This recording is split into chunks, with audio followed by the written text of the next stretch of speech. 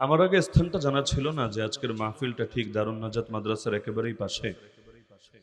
যদিও আমার পড়াশোনা শুরু থেকে শেষ অবধি কওমি মাদ্রাসায়, কিন্তু দারুন নাজাতকে যখন থেকে চিনি তখন থেকে আলহামদুলিল্লাহ আজ অবধি অন্তরের মধ্যে মহাব্বত লালন করি।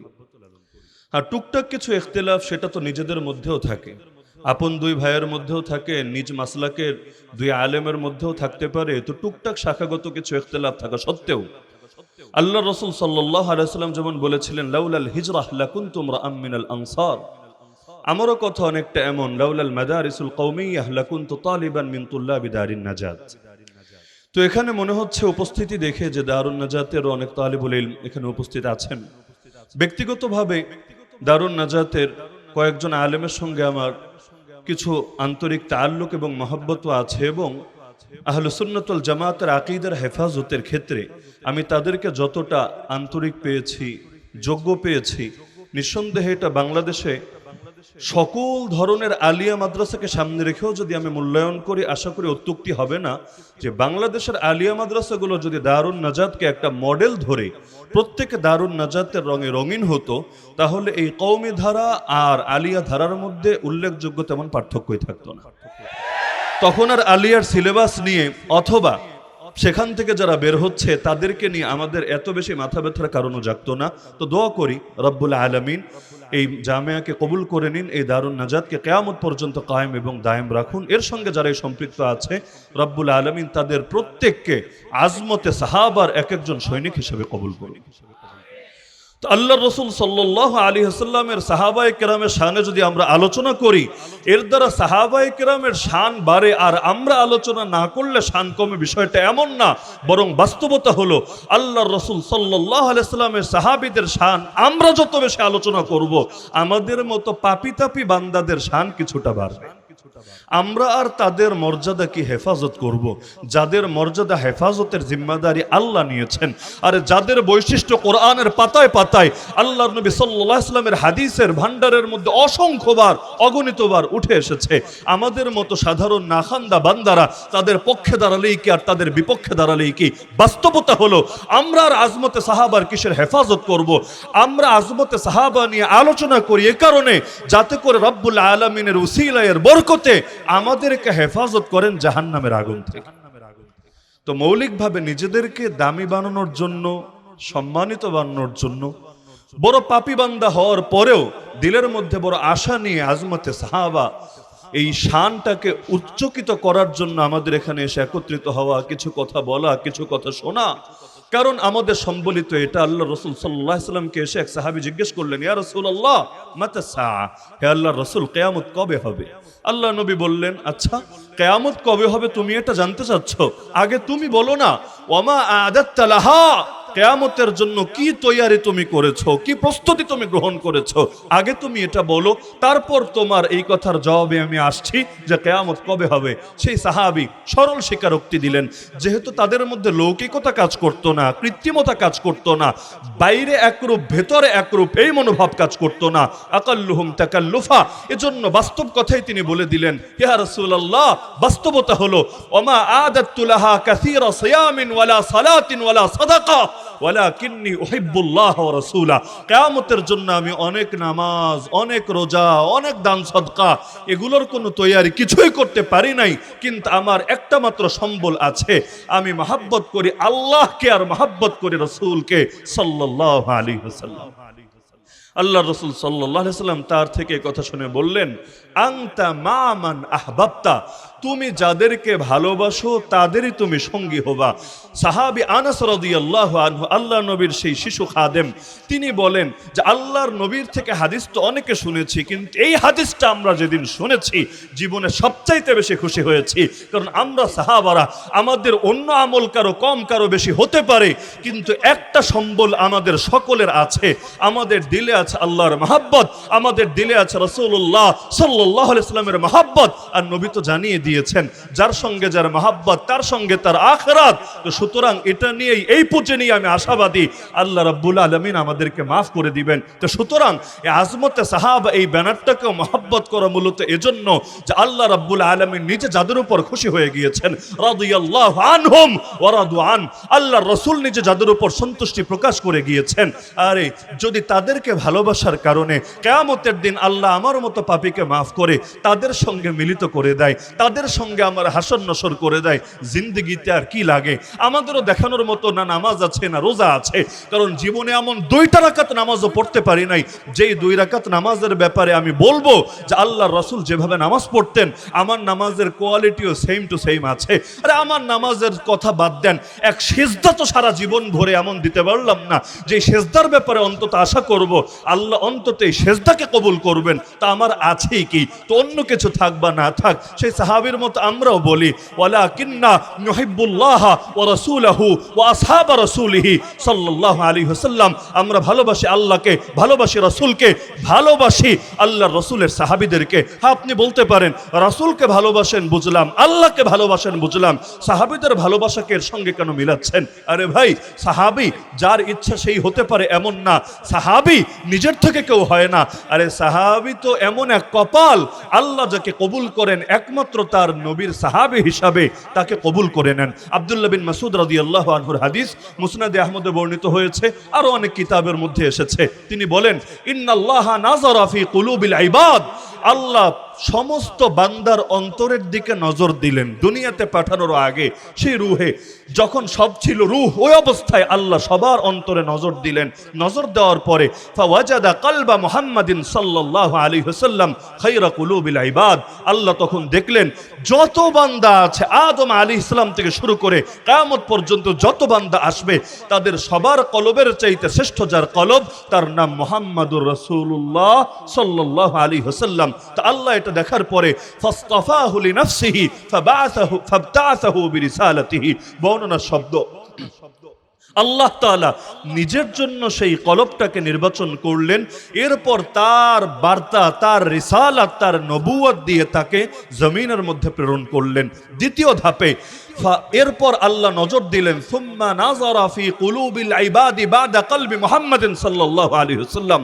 আল্লাহর রাসূলের কলবকে নির্বাচন করার পর বাকি যত বান্দা আছে দুনিয়ার বুকে সকলের কলবের দিকে নজর দিলেন। নজর দেওয়ার পরে আল্লাহ তাআলা কি পেলেন সেখানে? ফাওয়াজাদা কুলুবা আসহাবিহি খায়রা কুলুবিল ইবাদ, তখন আল্লাহ যত বান্দা আছে সব বান্দার চাইতে শ্রেষ্ঠ হিসাবে পেলেন নবীর সাহাবীদের কলবকে। ফাজআলাহু মুজারা নবীহি, তখন আল্লাহ তাদেরকে তার নবীর সহযোগী বানিয়ে দিলেন। ইউকাতিলুনা আলা দীনিহি, যারা নবীর দ্বীনকে হেফাজতের জন্য, নবীর দ্বীনের উপর প্রতিষ্ঠিত থেকে বাতিলের বিরুদ্ধে লড়াই করে। কারণ ফয়সালা দেন রাসূল আর ফিল্ডে বাস্তবায়ন করেন তারা। যেমন আল্লাহ রাসূল সাল্লাল্লাহু আলাইহি ওয়াসাল্লাম আল্লাহর কাছে চাইলেন আল্লাহুম্মা আইজ্জাল ইসলাম বিহাব্বি হাযাইনির রাজুলাইনি ইলাইক, আয় আল্লাহ দুইটা মানুষ, একজনের নাম ওমর, বাপের নাম খাত্তাব, ওমর ইবনুল খাত্তাব, আর একজন হলো আমর, বাপের নাম হিশাম, আমর বিন হিশাম তথা আবু জাহাল। আয় আল্লাহ এই দুইটা ব্যক্তির মধ্যে যে তোমার কাছে বেশি প্রিয় তার দ্বারা তুমি ইসলামকে শক্তিশালী করো, ইসলামকে বিজয়ী করো, ইসলামকে তুমি ইজ্জত দান করো। আল্লাহ রাসূল আল্লাহর কাছে চাইলেন কিসের জন্য? ইসলামকে বিজয়ী করার জন্য, শক্তিশালী করার জন্য, ইসলামের ইজ্জতের জন্য। আল্লাহ তাআলা এই দুইজনের মধ্যে ওমর ইবনুল খাত্তাব রাদিয়াল্লাহু আনহুর ব্যাপারে এই দোয়াকে কবুল করলেন। নিজের থেকে তিনি হেদায়েত গ্রহণে আগ্রহী ছিলেন বিষয়টা তো এমন না, উল্টো বের হয়েছিলেন আল্লাহর রাসূল সাল্লাল্লাহু আলাইহি ওয়াসাল্লামের কল্লা কেটে সেটাকে মুশরিকদের সামনে এনে হাজির করবেন। কিন্তু নবীর দোয়া তো তার ব্যাপারে আগেই কবুল হয়ে আছে, বের হয়েছেন নবীর কল্লা কাটবেন বলে। কিন্তু এমন ভাবে আল্লাহ তাকে কবুল করেছেন, আল্লাহর রাসূল সাল্লাল্লাহু আলাইহি ওয়াসাল্লাম বলেন লাউ কানা বাদি নবিয়্যুন লাকানা ওমর, আমার পরে যদি কেউ নবী হতো সেই নবী হতো ওমর। এমনকি আল্লাহ রাসূল তাকে ডেকে পর্যন্ত বলেছেন ইয়া ইহান ইবনুল খাত্তাব ফাওয়াল্লাযী নাফসু মুহাম্মাদিন বিয়াদি, হে ইবনুল খাত্তাব তুমি শোনো, ওই সত্তার কসম খেয়ে বলছি যার হাতে মুহাম্মাদের প্রাণ, তুমি যে রাস্তা দিয়ে চলো শয়তান পারে না ওই রাস্তা দিয়ে চলতে, বরঞ্চ তোমাকে এক রাস্তা দিয়ে চলতে দেখলে সেই রাস্তা ছেড়ে শয়তান অন্য রাস্তা ধরে। এমনকি আল্লাহ রাসূল সাল্লাল্লাহু আলাইহি ওয়াসাল্লাম তাকে ঘোষণা করেছেন মুহাদ্দাস। মুহাদ্দাস মানে কি? অন্য হাদিসে ব্যাখ্যা আছে তাতাকাল্লামুল মালায়েকাতু আলা আলসিনাতিহি, তার জবানে ফেরেশতারা কথা বলে, মানে তার কলবের সঙ্গে ফেরেশতাদের মালায়ে আলা উচ্চ পরিষদের সঙ্গে এমন গভীর মহব্বত, এমন নিবিড় সম্পর্ক যে বাক্য আর মুক্ত উচ্চারণ হয়, মুক্ত নড়তে থাকে ওমরের, কিন্তু কথাগুলো আসতে থাকে সেই ফেরেশতাদের উচ্চ পরিষদের পক্ষ থেকে। নবী জানিয়ে দিয়েছেন, ইন্নাল্লাহ জাআলাল হাক্কা আলা লিসানি ওমর ওয়া কলবি, আল্লাহ তাআলা ওমরের জবান আর ওমরের কলবের মধ্যে হককে গেঁথে দিয়েছেন, হককে স্থাপন করে দিয়েছেন। এজন্য শাহ ওলিউল্লাহ মুহাদ্দিস দেহলভী আলাইহির রাহমা তিনি লেখেন, আল্লাহ যে কোরআনে ওয়াদা দিয়েছেন, হুয়াল্লাযী আরসালা রাসূলাহু বিল হুদা ওয়া দীনিল হক লিইয়ুযহিরাহু আলা দ্বীনি কুল্লি, তিনি সেই রব যিনি তার রাসূলকে পাঠিয়েছেন হেদায়েত দিয়ে আর দ্বীন হক দিয়ে। উদ্দেশ্য হলো সেই রাসূল জমিনের বুকে ইসলামকে বিজয়ী করবেন, আল্লাহর দ্বীনকে বিজয়ী করবেন বাকি সকল দ্বীনের উপরে। তিনি বলেন এই আয়াতের আমলি তাফসীর হলো ওমর। আল্লাহ এই ওমরের হাতে সেই পারস্যের বুকেও ইসলামকে সমুন্নত করেছেন, সেই রোমের বুকেও ইসলামকে সমুন্নত করেছেন। আল্লাহ তার নবীকে যে ওয়াদা দিয়েছেন সেই ওয়াদা তার মাধ্যমে বাস্তবায়িত করেছেন। তাহলে আল্লাহ রাসূল সাল্লাল্লাহু আলাইহি ওয়াসাল্লামের সাহাবীরা তার সহযোগী, ফাজআলাহুম মুযারাআ নবিয়িহি ইউকাতিলুনা আলা দীনিহি। এজন্য আব্দুল্লাহ বিন মাসউদ রাদিয়াল্লাহু আনহু শেষে গিয়ে বলছেন, ফামা রাআহুল মুমিনুনা হাসানা, আর এই সাহাবায়ে কেরাম, এই মুমিনরা যেটাকে উত্তম হিসাবে দেখবে, ফাহুয়া ইনদাল্লাহি হাসান, সেটা আল্লাহর কাছে উত্তম বলে বিবেচিত হবে। ওয়ামা রাআউ সাইয়্যিআ, আর তারা যেটাকে মন্দ হিসাবে দেখবে, ফাহুয়া ইনদাল্লাহি সাইয়্যি, সেটা আল্লাহর কাছেও মন্দ বলেই সাব্যস্ত হবে। তো সাহাবী কাকে বলে?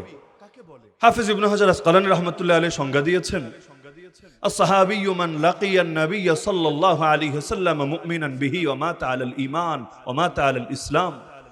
যে ব্যক্তি ঈমানের সঙ্গে আল্লাহর নবীর সাক্ষাৎ লাভ করেছেন, আবার ঈমানের সঙ্গে ইসলামের সঙ্গে এই পৃথিবী থেকে শেষ নিঃশ্বাসও ত্যাগ করতে পেরেছেন, তিনি হলেন সাহাবী। তো সাহাবী যারা, তাদের ব্যাপারে কোরআনের এই ঘোষণা যে সকল সাহাবী জান্নাতি। উর্দুতে তো একটা গজলও আছে, হর সাহাবিয়ে নবী জান্নাতি জান্নাতি, আল্লাহর নবীর সাহাবায়ে কেরাম তারা হলো জান্নাতি জান্নাতি। এর সঙ্গে মিলে পাকিস্তানের ওলামায়ে কেরাম এটাও বিপরীত একটা বাক্য টানেন যে হার দুশমনে সাহাবি লানতি লানতি, যে একদিকে নবীর সাহাবীরা তো জান্নাতি জান্নাতি, আর একদিকে সেই সাহাবীর প্রতি যারা দুশমনি লালন করে ওরা হলো লানতি, ওরা হলো লানতি। তো সব সাহাবী জান্নাতি কিভাবে বলছি? কোরআনের ভিত্তিতেই বলছি, কারণ কোরআনের বহু আয়াত থেকে এটা প্রমাণিত হয়। এক নম্বরে, ইন্নাল্লাযীনা সাবাকাত লাহুম মিন্নাল হুসনা উলাইকা আনহা মুবাদুন, আল্লাহ বলেন যে যাদের ব্যাপারে আমার পক্ষ থেকে আগেই কল্যাণের ফয়সালা চূড়ান্ত হয়ে গেছে তাদেরকে জাহান্নাম থেকে দূরে রাখা হবে। এই আয়াত উল্লেখ করে ইমাম ইবনে হাজম রাহিমাহুল্লাহ লেখেন, ফাসাবাতা আন্না সাহাবা মিন আহলিল জান্নাহ, এই আয়াত দ্বারাই প্রমাণিত হলো যে সাহাবায়ে কেরাম জান্নাতি, কারণ আল্লাহই বলছেন তাদেরকে জাহান্নাম থেকে দূরে রাখা হবে। তো জাহান্নাম থেকে যদি দূরে রাখা হয় জায়গা কি হবে? জান্নাতি তো, কারণ জায়গায় তো দুইটা, এক হলো জান্নাত আর এক হলো জাহান্নাম। হ্যাঁ, বাকি কেউ বলতে পারেন হুজুর আরাফ না আবার একটা আছে। অনেকের আবার মাঝামাঝি টাইপের প্রশ্ন দাঁড়ায় যে অমুক গাছের পাতা যদি পানিতে পড়ে কুমির হয়ে যায়, আর যদি ডাঙ্গায় পড়ে তাহলে সেটা বাঘ হয়ে যায়। এখন কারো মাথায় প্রশ্ন আসলো, হুজুর যদি মাঝামাঝি পড়ে, অর্ধেক পানিতে অর্ধেক ডাঙ্গায়, তখন কি হবে? তো একদিকে তো জান্নাত আর একদিকে জাহান্নাম। এখন কারো মাথায় প্রশ্ন আসতে পারে, এখানে তো বলা হচ্ছে সাহাবীদেরকে জাহান্নাম থেকে দূরে রাখা হবে, ভালো কথা, কিভাবে বুঝলেন তারা জান্নাতি হবে? আরাফে কি তারা থাকতে পারে না? না, কারণ আরাফ কোনো স্থায়ী জায়গার নামই না, আরাফ একটা সাময়িক জায়গা। আরাফে যারা থাকবে তারাও প্রত্যেকেই চূড়ান্ত পরিণতিতে জান্নাতি হবেই হবে। তা আরাফ হলো একটা সাময়িক জায়গা। যাদের ঈমানের নূর, আমলের নূর কম হওয়ার কারণে প্রথম ধাপেই সিরাতে মুস্তাকিম অতিক্রম করতে পারবে না। কারণ সিরাতে মুস্তাকিম অতিক্রম করবেন কি দিয়ে? এত সূক্ষ্ম এক পথ, যেই সূক্ষ্মতা হলো আপনার চুলের চাইতেও বেশি, এত ধারালো যা তরবারির চাইতেও বেশি, অতিক্রম করবেন আপনি কিভাবে? তো মুমিনরা সেটা অতিক্রম করবে ঈমানের নূর আর আমলের নূর দিয়ে। ইয়াউমা ইয়াসআ নূরুহুম বাইনা আইদিহিম ওয়া বিআইমানিহিম, কোরআন বলছে সেদিন মুমিনদের সামনে দিয়েও নূর ছুটতে থাকবে, ডান পাশ দিয়েও নূর ছুটতে থাকবে। তাফসীরের কিতাবে লেখা হয়েছে সামনে দিয়ে ছুটবে ঈমানের নূর, ডান পাশ দিয়ে ছুটবে আমলের নূর। এই নূর দিয়ে দেখে দেখেই মুমিনরা অতিক্রম করতে থাকবে। যাদের নূরের অভাব দেখা দেবে তারা পারবে না পুলসিরাত অতিক্রম করতে। এজন্য মুনাফিকরা সেদিন মুমিনদেরকে ডেকে ডেকে ডেকে বলবে, মুমিন ভাইয়েরা একটু শোনো না, আরে আল্লাহর বান্দারা একটু নজর দাও না, উনজুরুনা নাকতাবিস মিন নূরিকুম। দুনিয়ায় তোমাদেরকে জেল খাটিয়েছি, তোমাদের হাতে হাত করা পরিয়েছি, আরে তোমাদেরকে রিমান্ডে নিয়েছি, তোমাদেরকে বড় কষ্ট দিয়েছি, তোমাদের মাহফিলকে বানচাল করেছি, তোমাদের বিরুদ্ধে সারা জীবন ষড়যন্ত্র করেছি, কিন্তু এখন তো তোমাদের কাছে নূর, আমাদের কাছে নূর নাই। লোকে তো আমাদেরকেও মুসলিম ভাবতো, কিন্তু আজকে নূর ছাড়া এই পুলসিরাত অতিক্রম করব কিভাবে? একটু নজর দাও না, তোমাদের নূর থেকে আমরাও একটু নূর সংগ্রহ করি। অনেক বোকার স্বর্গে বাস করা লোকেরা বলে না যে বুজুর্গদের নজরে নাকি নূর নাই? আরে বলে না, আলেম ওলামার নজরে, বুজুর্গদের নজরে, আল্লাহর ওলিদের নজরে কোনো নূর নাই।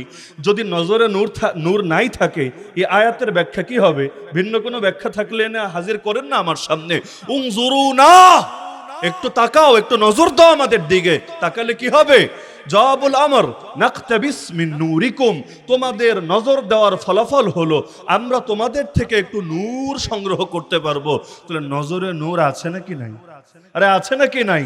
আজকালকার যুগের 2 পয়সার ভণ্ডরা এক ঢাকা শহরে বসে, রাজধানীতে বসেও আল্লাহর নবীর বিভিন্ন সাহাবীকে নিয়ে গালিগালাজ করতে পারে, কিন্তু ওই সত্তার কসম যার হাতে আমাদের সকলের প্রাণ, সারা জীবন যদি ওরা প্রতিটা দিন রোজাও রাখে, সারা রাত জেগে জেগে যদি না ঘুমিয়ে নামাজ আদায় করে, জীবনের প্রতিটা মুহূর্ত যদি জিহাদের ময়দানেও অতিবাহিত করে, ইলম শিখতে শিখতে এক একজন যদি ইলমের সমুদ্রেও পরিণত হয়, কিন্তু ওই চোখ কোথায় পাবে যেই চোখ আল্লাহর নবীকে দেখেছে?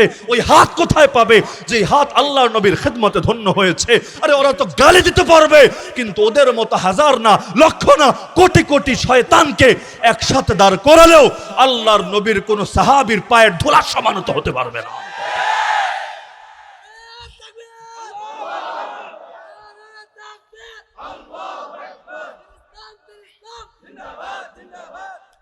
এজন্য জিজ্ঞাসা করা হয়েছিল না ইমাম আব্দুল্লাহ বিন মুবারক রাহমাতুল্লাহ আলাইহিকে যে ওমর বিন আব্দুল আজিজ উত্তম নাকি মুআবিয়া রাদিয়াল্লাহু আনহু উত্তম?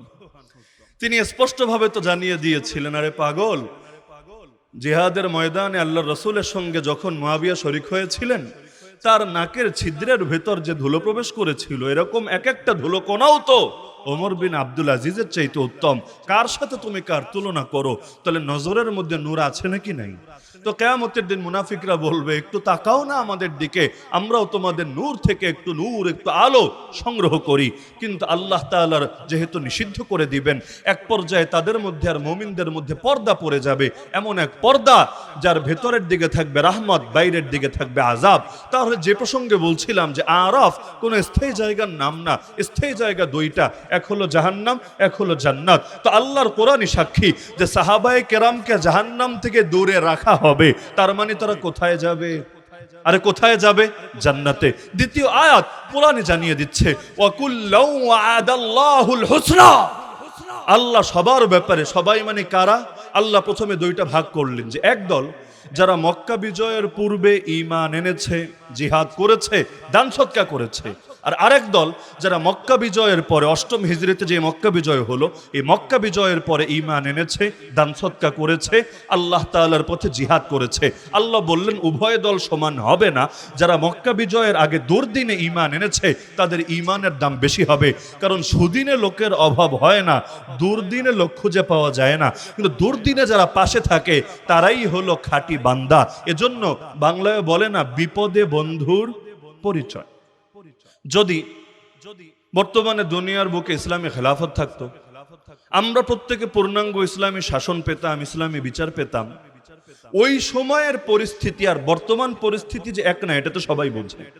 আমাদেরকে অনেকে মাঝে মধ্যে বোঝায় যে পরিস্থিতি যেহেতু এখন ভালো না, আপাতত একটু নরম নরম কথা বললেও তো চলে, পরিস্থিতি যখন ভালো হবে তখন নয়তো ভেতরে যত গরম আছে সব গরম বের করলেন, সমস্যার কিছু হবে না।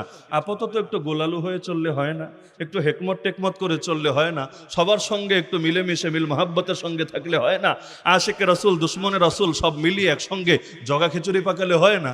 আমার জবাব থাকে একটা, সহজ জবাব হলো, পরিস্থিতি যদি ঠিকই হয়ে যায় তখন বললেই কি না বললেই কি, সব তো এমনি ঠিক আছে। আরে যখন পরিস্থিতি ঠিক নাই ওই সময় তো বলতে হবে। সব নবীরা কখন দাওয়াত দিয়েছেন? সুদিনে দাওয়াত দিয়েছেন আর দুর্দিনে মুখ বন্ধ রেখেছেন এমন তো না। দুর্দিনে দাওয়াত দিয়েছেন বলেই তো সুদিন এসেছে। দুর্দিনে জিহাদের ময়দানে অটল এবং অবিচল থেকেছেন বলেই তো জমিন সুদিন দেখতে পেয়েছে। সবাই যদি স্বপ্ন দেখে খালেদ বিন ওয়ালিদ হবে, আরে খালেদ বিন ওয়ালিদরা তৈরি হয়েছে যে জামানায়, ওই জামানা আসার জন্য অসংখ্য বেলাল, সোহাইব, আম্মার, ইয়াসির, খুবাইব, খাব্বাব, সুমাইয়া রাদিয়াল্লাহু আনহুম ওয়া আনহুন্না আজমাইনকে রক্ত ঝরাতে হয়েছে। তো সবাই যদি বসে বসে খালি খালেদ বিন ওয়ালিদ হওয়ার স্বপ্নই দেখে, বেলাল হওয়ার স্বপ্ন দেখবে কে? উভয় হালতের জন্যই তো তৈরি থাকতে হবে যে আল্লাহ তোমার দ্বীনের জন্য উভয়টার ক্ষেত্রেই আমি রাজি। ইউকাতিলুনা ফি সাবিলিল্লাহ ফায়াকতুলুনা ওয়া ইউকতালুন, তোমার দ্বীনের জন্য যদি জালেমের বুকে আঘাত হানতে হয় এতেও আমি রাজি, আর যদি আমার বুকটা জালেমের বুলেটের বৃষ্টির সামনে পেতে দিতে হয় এক্ষেত্রেও আমি রাজি। তাহলে আল্লাহর কোরআন বলে দিচ্ছে যে যদি উভয় দল সাহাবী সমান না স্তরগত বিবেচনায়, তবে ওয়াকুল্লাউ ওয়া'আদাল্লাহুল হুসনা, উভয় দলের অন্তর্ভুক্ত সাহাবীদেরকে আল্লাহ কল্যাণের ওয়াদা দিয়েছেন। এমন কল্যাণ যেই কল্যাণের নাম তাফসীরের কিতাব খুললেই দেখবেন হিয়াল জান্নাহ, সেটা হলো জান্নাত। তাহলে আল্লাহ যদি তাদেরকে জান্নাতের ওয়াদা দেন, আল্লাহ কি ওয়াদা ভঙ্গ করেন না ওয়াদা বাস্তবায়ন করেন? আমি যদি কিয়ামত পর্যন্ত টাইম দেই তবুও কোনো মৌলবী জিন্দেগিতে এটা প্রমাণ করতে পারবে না এই যে ব্যাপক ঘোষণাগুলো, এই ঘোষণা থেকে আল্লাহর নবীর একজন সাহাবীও বাইরে আছে। সাহাবী সংজ্ঞা আমি আগে দিয়ে এসেছি। সাহাবী মানেই হলো ওই মহান ব্যক্তিত্ব যিনি আল্লাহর নবীর সাক্ষাৎ পেয়েছেন ঈমানদার অবস্থায়। সাক্ষাৎ পেয়েছেন বলেছি, দেখেছেন বলি নাই। কেন? অন্ধ সাহাবী হলে এই চোখ দিয়ে হয়তো দেখেন নাই, দেখতে সক্ষম হন নাই, তাতে কি? দিলের চোখ দিয়ে তো অনুভব করতে পেরেছেন, ব্যাস এতেই চলবে। তো নবীর সাক্ষাৎ লাভ করেছেন ঈমানের সঙ্গে, আর পৃথিবী থেকে শেষ নিঃশ্বাসও ত্যাগ করেছেন ঈমানের উপরে, ইসলামের উপরে। মাঝখানে যদি কেউ কোনো কারণে ইসলাম থেকে বেরো হয়ে যান, আবার পরবর্তীতে যদি ঈমান কবুল করে ঈমানের উপর শেষ নিঃশ্বাস ত্যাগ করেন, তবু এই সংজ্ঞা থেকে এটাই স্পষ্ট তারাও সাহাবী এই সংজ্ঞার অন্তর্ভুক্ত। তো সাহাবী যাদেরকে বলা হয় তারা সকলেই আয়াতগুলোর অন্তর্ভুক্ত। তো সকলে যদি অন্তর্ভুক্ত হয়, আমির মুয়াবিয়া অন্তর্ভুক্ত না? খলিফা ওসমান রাদিয়াল্লাহু আনহু অন্তর্ভুক্ত না? আবু বকর ওমর রাদিয়াল্লাহু আনহু অন্তর্ভুক্ত না? আম্মা জান আয়েশা রাদিয়াল্লাহু আনহা, যিনি গোটা জমিনের সব মানুষের মধ্যে আল্লাহর নবীর কাছে সবচাইতে বেশি প্রিয়, তো তিনি কি এর অন্তর্ভুক্ত না? যদি অন্তর্ভুক্ত হন, তাহলে যেই মানুষগুলোর ঈমানের উপর শেষ নিঃশ্বাস ত্যাগ করতে পারবে এর গ্যারান্টি নাই, তারা কোন মুখে এই মহান ব্যক্তিত্বদের সমালোচনা করে? দরকার তো ছিল। এক আবু তালেব মুশরিক হওয়া সত্ত্বেও যে চ্যালেঞ্জ ছুড়ে দিয়েছিল গোটা কুরাইশকে, যে শোন কুরাইশ, আমি মুশরিক হতে পারি, লেকিন যতদিন পর্যন্ত আমি জিন্দা আছি, হাত্তা ওয়াসসাদা ফি তুরাবি দাফিনা, যতদিন পর্যন্ত মাটির বুকে আমার শেষ সমাহিত না হয়, আমাকে দাফন করে মাটির বুকে শেষবারের মতো শুয়ে দেওয়া না হয়, ততদিন পর্যন্ত মুহাম্মদকে মারা তো দূরের কথা, তোরা মুহাম্মাদের কাছ পর্যন্তই পৌঁছতে পারবি না, তার কোনো ক্ষতি করতে পারবি না। তো এক অমুসলিম নেতা হয়েও যদি আল্লাহর নবীর মহব্বতে হুঙ্কার ছুটতে পারে, তাহলে আমাদের কি দরকার ছিল? যে নবীকে ভালোবাসে সে নবীর ভালোবাসার দাবিতেই সাহাবীকে ভালোবাসে, যেমন যে আল্লাহকে ভালোবাসে, আল্লাহকে ভালোবাসার দাবিতেই নবীকে ভালোবাসে। একদিকে সাহাবীকে ঘৃণা করবে, আরেকদিকে নবীকে ভালোবাসবে, এটা এতটাই মিথ্যা যার ব্যাপারে দ্বিমত করার কোনো সুযোগ নাই বলেই আজকে জুম্মার দিন দ্বিতীয় খুতবায় হয়তো আপনারা এই হাদিস শুনেছেন। বাংলাদেশের প্রায় সব মসজিদে দ্বিতীয় খুতবায় হাদিসটা শোনানো হয়, আল্লাহ আল্লাহ ফি আসহাবি লা তাত্তাখিযুহুম গারাদাম মিন বাদি ফামান আহাব্বাহুম ফাবিহুব্বি আহাব্বাহুম ওয়া মান আবগাদাহুম ফাবিবুগদি আবগাদাহুম।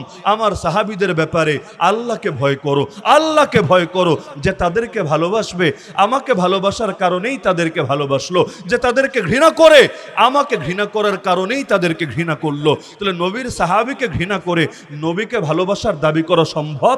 তাহলে দুনিয়ায় এক অমুসলিম নেতা যদি চ্যালেঞ্জ ছুড়ে দিতে পারে যে আমি জিন্দা থাকতে, যদিও ঈমান কবুল করি নাই, কিন্তু আমি জিন্দা থাকতে মুহাম্মাদের কোনো ক্ষতি করতে পারবি না, আমাদেরও তো এটা বলা দরকার ছিল। যতদিন পর্যন্ত একজন আশিকের রাসূল জিন্দা আছে। ইশকে রাসূলের দাবিতে প্রতিটা সাহাবীকেও এমন ভাবে ভালোবাসবে, একজন আশিক রাসূল জিন্দা থাকতে কোন গুস্তাখ রাসূল, কোন গুস্তাখ সাহাবা, কোন একজন সাহাবীর সাথে বেয়াদবি করার দুঃসাহস দেখাতে পারবে না। যেই জবান আল্লাহর নবীর সাহাবীদের সামনে বেয়াদবি করবে, মুসলমান সেই জবানকে টেনে ছিঁড়ে ফেলবে। যেই আঙ্গুল আল্লাহর নবীর সাহাবীদের বিরুদ্ধে উত্তোলিত হবে, মুসলমান গিয়ে সে আঙ্গুলকে ভেঙে দিয়ে আসবে।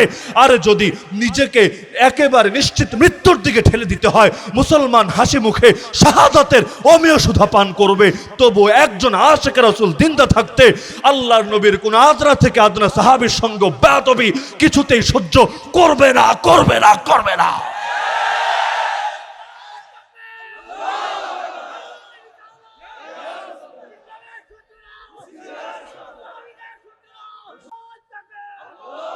আরে সব ব্যাপারে কি আপোষ চলে নাকি? তোমার নেতাকে গালি দিলে তো তুমি আপোষ করো না, তোমার নেত্রীকে নিয়ে কিছু বললে তো তুমি আপোষ করো না, আর নবীর সাহাবীদেরকে নিয়ে গালি দেবে আর আমাদেরকে আপোষকামিতার সবক দিবা। আল্লাহর কসম, এটা কিছুতেই মেনে নেওয়া হবে না। সমাধান একটাই, তোমরাও যদি নিরাপদ থাকতে চাও, আমাদেরকেও যদি শান্তিতে ঘুমাতে দিতে চাও, তাহলে সমাধান হলো তোমরা বেয়াদবি ছেড়ে দাও। কিন্তু তোমার জিহ্বার যদি কন্ট্রোল না থাকে, পয়েন্ট বুঝেন, তোমার জিহ্বা যদি অবাধ স্বাধীনতা ভোগ করে, অবাধ স্বাধীনতা মানে কি? এই 2 পয়সার জিহ্বা দিয়ে আমির মুয়াবিয়া শানও যা মনে চায় বলবা, 2 পয়সার জিহ্বা দিয়ে ওসমান রাদিয়াল্লাহু আনহুর ব্যাপারেও ইতিহাসের ভুলভাল তথ্য দিয়ে তুমি তাকেও কাঠগড়ায় দাঁড় করাবা। আরে তুমি কারে দিয়ে কারে মাপো? আরে পাগল, চিন্তা করো, দরকার ছিল একদিকে আকীদা আর একদিকে ইতিহাস। ইসলামের আকীদা প্রমাণিত হয় কিভাবে সকলের জানা আছে। আরে সাধারণ খবরে ওয়াহেদ হাদিস দিয়েও তো আকীদা প্রমাণিত হবে কিনা, এটা নিয়েও লম্বা লম্বা কিতাব পর্যন্ত রচিত আছে। ইসলামের আকীদা প্রমাণিত হবে কোরআনের কোন কাতিউ সুবুত, কাতিউ দালাল আয়াত দিয়ে, আল্লাহ নবীজির কোন মুতাওয়াতির হাদিস দিয়ে। তো আকীদাটা হলো অকাট্য। আর ইতিহাস, তুমি কার ইতিহাস দেখাবা? ইবনে হিশাম দেখাবা, ওয়াকিদি দেখাবা, ইবনে ইসহাক দেখাবা, আর তুমি কার দেখাবা?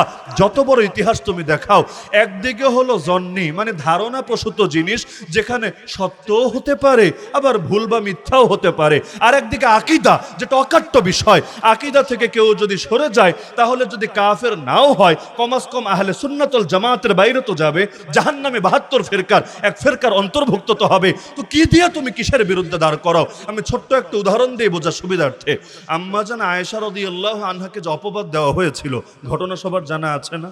কোরআন মাজিদের তাফসীর যারা অন্তত একবারও পড়েছেন, সামান্য করেও এই ঘটনা দৃষ্টি এড়ানোর কথা না।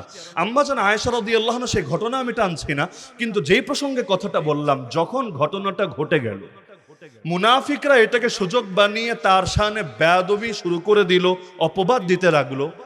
তাদের সুরে সুর মিলিয়ে না বুঝে কোন সাহাবীও এমন কিছু বলে ফেললো যেটা আম্মাজানের শানে কিছুতেই মানানসই হয় না। রব্বুল আলামিন এই প্রেক্ষাপটে কোরআনের আয়াত নাজিল করে দিলেন। সুবহানাল্লাহ, মা আযমা শানা, কি কপাল!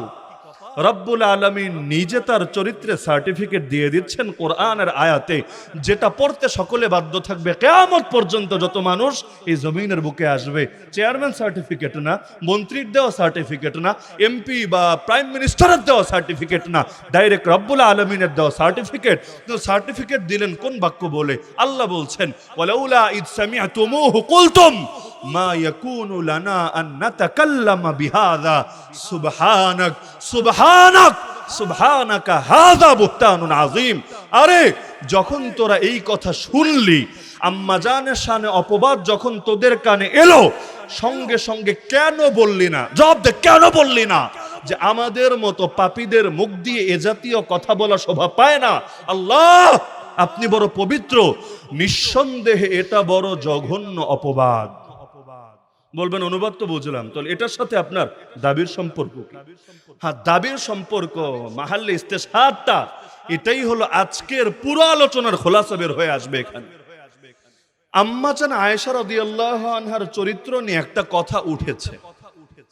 আমাদের বাঙালিরা একটা মূলনীতি লোকমুখে বলে আর কি, যা কিছু রটে তার কিছু না কিছু তো ঘটে, বলে না অনেকে? মানে নিজেরা নিজেরা মূলনীতি বানিয়ে এরপর এসব মূলনীতি দিয়ে ইসলাম মাপে। আরে কোরআন হাদিসের বাইরে কোনো মূলনীতি ওই বিশেষ করে পশ্চিম থেকে আসলে, মানে পশ্চিমা বিশ্ব থেকে আসলে আমার দিল সহজে কবুল করতে চায় না। আমার কাছে খালি মনে হয় যে হাতির দাঁত যেমন দুই রকম, কুছ দেখানে কে লিয়ে কুছ খানে কে লিয়ে। এখন যেটা দেখায় সেটা দিয়ে খায় না, আর যেগুলো দিয়ে খায় সেটা দেখায় না। ওদের মূলনীতিগুলো আমার কাছে এরকম লাগে আর কি। যেমন প্রথমে আপনাকে শিখাবে ইসলাম সাম্যের ধর্ম, ইসলাম শান্তির ধর্ম। কথা তো সত্য, ইসলাম অবশ্যই সাম্যের ধর্ম, ইসলাম অবশ্যই শান্তির ধর্ম। কিন্তু দুদিন পর আপনাকে ভিন্ন একটা দাঁত বের করে দেখাবে, দেখ ইসলাম তো সাম্যের ধর্ম, কিন্তু বাপ যদি মারা যায়, এক ছেলে আর এক মেয়ে রেখে যায়, দেখ এখানে কিন্তু সাম্য ঠিক থাকে না। তাহলে এটা মনে হয় ইসলামের বিধান না, এটা মনে হয় মোল্লা মুন্সিরা নিজেদের থেকে বানিয়ে নিয়েছে। তাহলে আগে আপনার ভেতরে অকাট্য মূলনীতি বসিয়েছে যে ইসলাম সাম্যের ধর্ম, আর এরপর আপনাকে ইসলামের বিধানের ব্যাপারে সন্দেহগ্রস্ত করে ফেলছে। তো এখন আপনার ভেতরে প্রশ্ন আসতে পারে যে আম্মাজান আয়েশা রাদিয়াল্লাহু আনহা শানে একটা কথা উঠেছে, তাহলে মুসলমানের উচিত তো নিউট্রাল পজিশনে থাকা। নিউট্রাল বুঝেন তো, যে আমি এদিকেও নাই আমি ওদিকেও নাই, বাংলাদেশের গোলালুদের মতো আর কি, যে আমি এদিকেও নাই আমি ওদিকেই নাই, নীরবতাই মুক্তি, নীরবতাই শান্তি, আমরা কোনো দলাদলিতে নাই। আমি একটা জিনিস লক্ষ্য করেছি, যারা বলে আমরা কোনো দলাদলিতে নাই, ওরা সবচাইতে বেশি দলাদলিতে আছে। কিন্তু ওরা হলো কাপুরুষ, এজন্য হকের পক্ষে সুস্পষ্ট অবস্থান নিতে পারে না, তে বাতিলকেও সঙ্গে নিয়ে চলার চেষ্টা করে। আরে বাতিলকে সঙ্গে নিয়ে চলার নাম আল্লাহর কসম কিছুতেই ঐক্যের দাবি হতে পারে না। আরে কোনটা ঐক্য কোনটা বিভক্তি এটা আগে বোঝো। ইসলামী ঐক্য, দ্বীনি ঐক্য, সাহাবায়ে কেরামি ঐক্য, আর এর বিপরীত যারা কথা বলবে সেটা হলো অনৈক্য।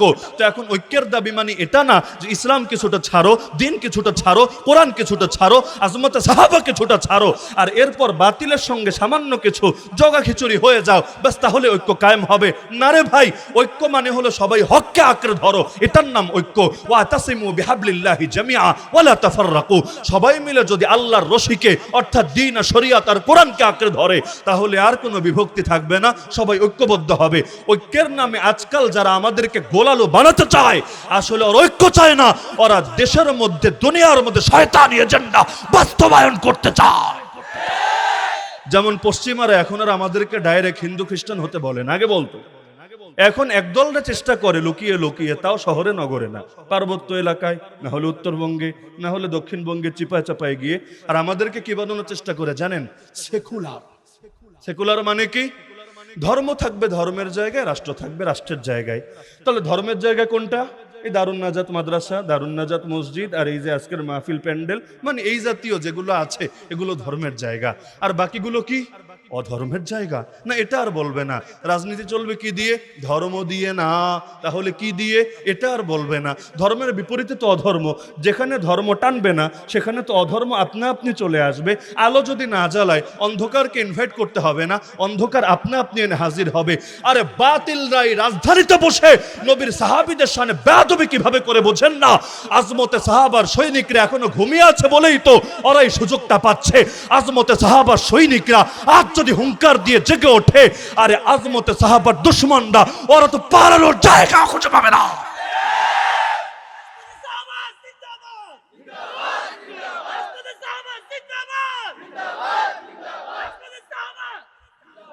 আজকের মাহফিলের প্রধান অতিথি আমাদের উস্তাদুল্লাহ, আমাদের সকলের মুরব্বী হযরতুল আল্লামা হযরত মাওলানা খোরশেদ আলম কাসেমী হাফিজাহুল্লাহ হুজুর চলে এসেছেন। আমি আলোচনা দীর্ঘ করব না। যে প্রসঙ্গে বলছিলাম যে আম্মাজান আয়েশার শানে যে কথা উঠলো, আল্লাহ বললেন যে যখন কথা উঠলো শোনা মাত্রই কেন বললা না?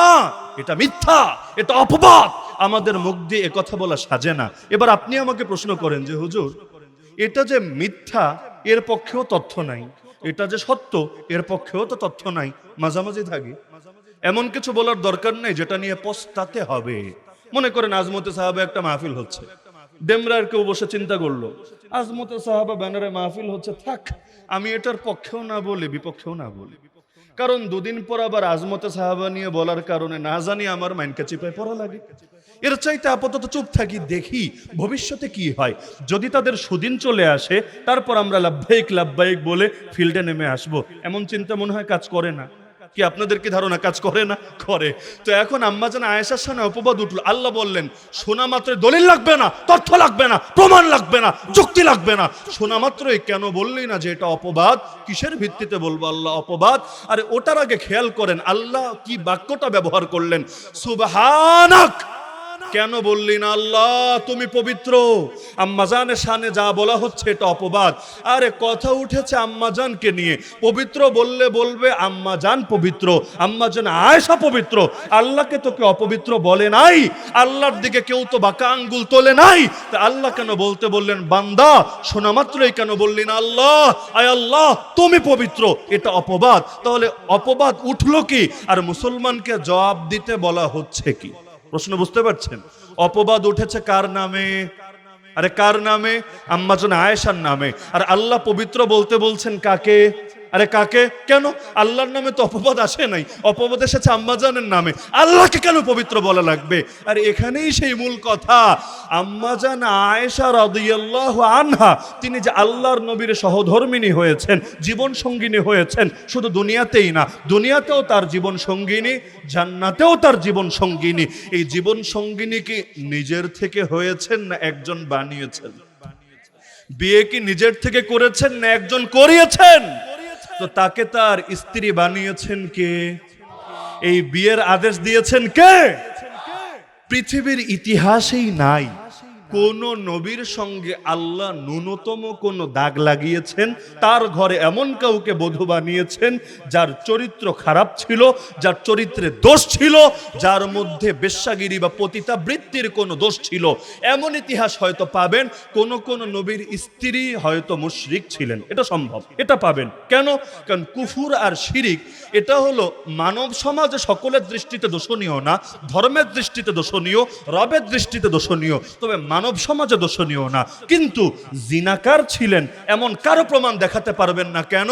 কারণ জিনা এটা মানব সমাজেও দোষণীয়, মানুষের চোখেও নিকৃষ্ট। তো যার কারণে নবী যখন দাওয়াত দিবেন তার চরিত্রে যদি দাগ থাকে মানুষ তার দাওয়াত কবুল করবে না। অনেকের দাওয়াত কবুলের পথে বাধাই হয়ে দাঁড়াবে এই চারিত্রিক দাগ। এজন্য আল্লাহ কোন নবীর ক্ষেত্রে এমন ন্যূনতম দাগও রাখেন না। আর যেই যেই নবীর স্ত্রীদের ক্ষেত্রে পাবেন যে তারা ঈমান আনেন নাই, মুশরিক ছিলেন, তাদের শরীয়তে আল্লাহ ছাড় দিয়ে রেখেছিলেন, সেভাবে তারা বিয়ে করতে পেরেছিলেন। কিন্তু জিনার অপবাদ আছে এমন কাউকে আল্লাহ কখনো কোনো নবীর ঘরে বধূ বানান নাই। তো এখন যদি বলে আম্মাজান আয়েশা রাদিয়াল্লাহু আনহার চরিত্রে দোষ আছে, অপবাদ শুধু তার উপর গিয়ে পড়ে না আল্লাহর উপর গিয়ে পড়ে? আরে বলেন না কার উপর গিয়ে পড়ে? যেমন আমি যদি এখন একটা কথা বলি, এমন কথা যেটা আপত্তিকর, সেটা শুধু আলী হাসান ওসামার গায়ে গিয়ে পড়বে না, বলবো হয়তো আমি, মুখ হয়তো ব্যবহার হবে আমার, কিন্তু অটো সেটা আল্লামা খোরশেদ আলম কাসেমের গায়ে গিয়েও পড়বে, আজমতে সাহাবা বাংলাদেশ ব্যানারে গিয়েও পড়বে।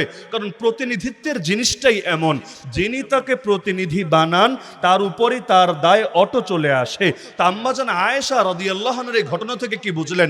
একদিকে হলো আকীদা, আকীদা এসেছে রবের থেকে, আকীদা শিখেছেন নবীজির থেকে, আর আরেক দিকে হলো লোকমুখে প্রচারিত কথা। তো যদি দুটো টক্কর লাগে, একদিকে ইতিহাস আর একদিকে আকীদা, পয়েন্ট বুঝেন, একদিকে ইতিহাস যে আব্দুল্লাহ বিন উবাই ইবনে সালুল বলেছে তিনি এটা করেছেন, অথবা কোনো একজন সাহাবী মিসতাহ রাদিয়াল্লাহু আনহু বলে ফেলেছেন তিনি এটা করে ফেলেছেন, হাসান বিন সাবিত রাদিয়াল্লাহু আনহু বলেছেন তিনি এটা করে ফেলেছেন।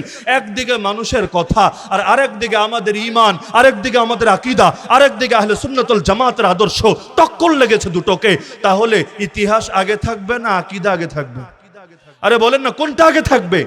এমনকি যে ইতিহাস আকীদার সঙ্গে সাংঘর্ষিক হবে মুসলমান সেটাকে ডাস্টবিনে ছুঁড়ে ফেলবে। আল্লাহর নবীর সাহাবীদের উপর আল্লাহ সন্তুষ্ট রাদিয়াল্লাহু আনহুম, এটা হলো আকীদা। উলাইকা আনহা মুবাদুন, তাদেরকে জাহান্নাম থেকে দূরে রাখা হবে, এটা হলো আমাদের আকীদা। ওয়াদাল কুল্লু ওয়াদাল্লাহুল হুসনা, আল্লাহ তাদের সবাইকে জান্নাতের ওয়াদা দিয়েছেন, এটা আমাদের আকীদা। উলাইকা লাহুম মাগফিরাতু ওয়া রিজকুন কারীম, তাদের সকলের জন্য রয়েছে ক্ষমা এবং সম্মানজনক রিজিক জান্নাতে, এটা আমাদের আকীদা। লা ইয়াদখুলান নার রাজুলুন, আরে এমন কোন ব্যক্তি কখনোই জাহান্নামে প্রবেশ করবে না শাহিদা বাদরানুল হুদাইবিয়া, যে বদরের ময়দানে আর হুদাইবিয়ার ময়দানে উপস্থিত ছিল। এটা হলো আমাদের আকীদা। এমনকি সর্বপ্রথম যেই কাফেলা সমুদ্র পথে জিহাদে অংশগ্রহণ করবে তাদের জন্য জান্নাত আবশ্যক হয়ে গিয়েছে, কাদ আউজাবু, এটা হলো আমাদের আকীদা। আর এই মহান খেদমতটা যিনি আঞ্জাম দিয়েছেন তার নাম মুআবিয়া রাদিয়াল্লাহু আন, তার মানে মুআবিয়া যে জান্নাতি, এটা হলো আমাদের আকীদা।